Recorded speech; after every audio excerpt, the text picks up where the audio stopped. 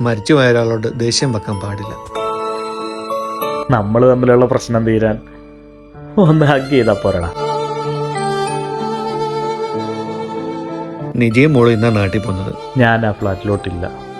അങ്കിളെ, എന്താ ഈ ബലൂൺ അതിൽ വെക്കോ? ഇതെങ്ങനെ കൊണ്ടുപോവാ? പൊട്ടിപ്പോവൂലേ? മോളെന്തിനാ വാശി പിടിച്ചത്? ഉപ്പ